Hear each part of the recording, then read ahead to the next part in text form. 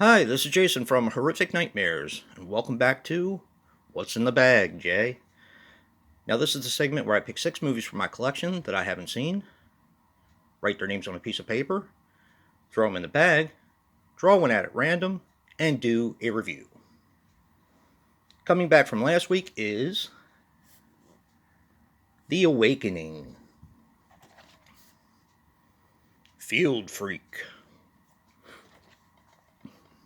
Gnaw,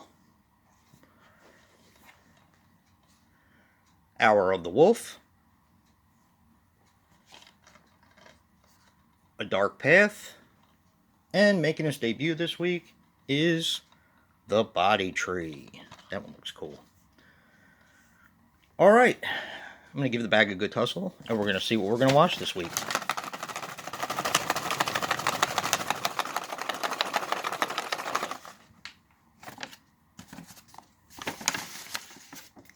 All right. The Body Tree. Wow. I'm going to set that aside while I sit all the rest of them side by side, and take my trusty Freddy vs. Jason die, and we're going to see what we're going to watch this week, or next week, or what comes back. Woo!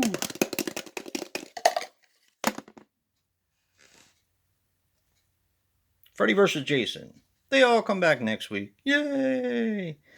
Don't forget to vote anyway, because it helps me figure out what you guys like and what you don't like.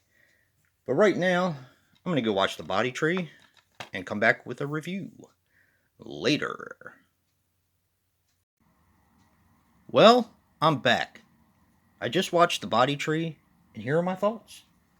The Body Tree is a 2017 film which runs approximately 97 minutes and is written and directed by Thomas Dunn.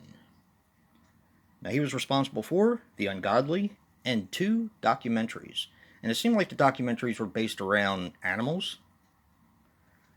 Now, this stars Erica Dasher as Alice.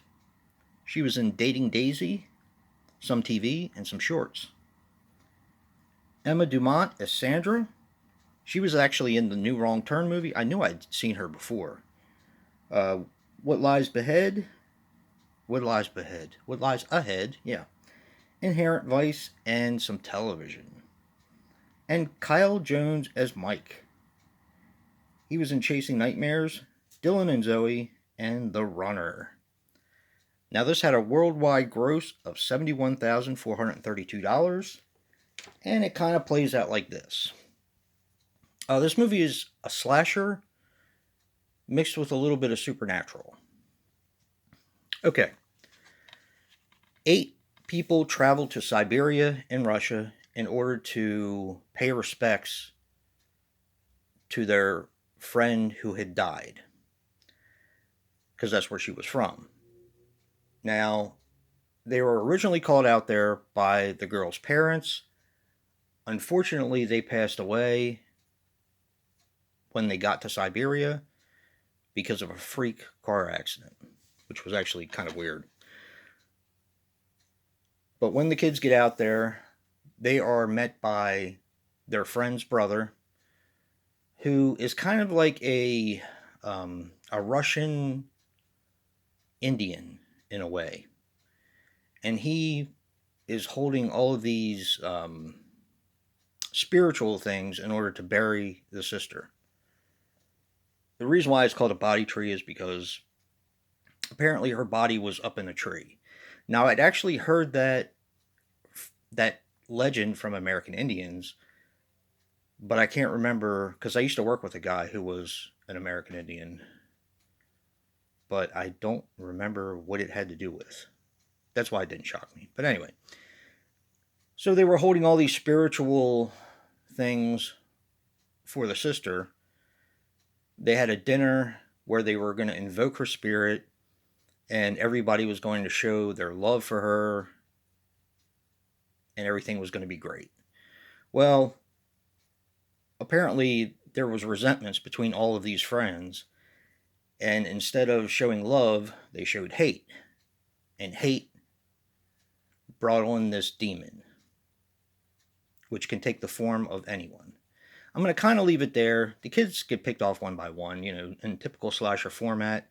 But it had an interesting premise to it, I thought. And I liked the Siberian, um, the nature of Siberia.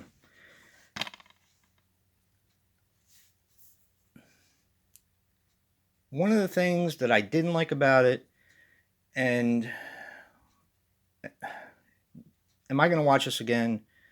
I don't know, maybe. It's not that it wasn't a good movie. It's just that as the movie went along, the story got more and more convoluted. Like it's like they tried to throw in too many things into this film.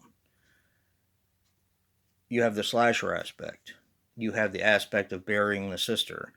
Then you have the aspect of the Indian performing all of these rituals that were somehow led to burying a doll in the sister's place. It was just like, it was a lot to take in. A lot to take in. It wasn't boring, though. I'll give it that. Do I recommend it? Now, see, I got this at the Dollar Tree. The body tree at the Dollar Tree, yeah. Do I recommend it?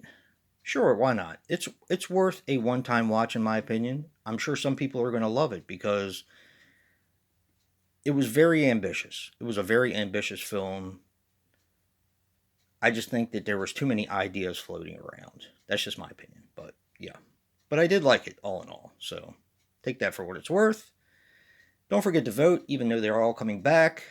I do believe they're all coming back because that gives me some kind of a gauge on what you guys like. And if you like what you see in here, hit that like button and subscribe. And until next time, peace.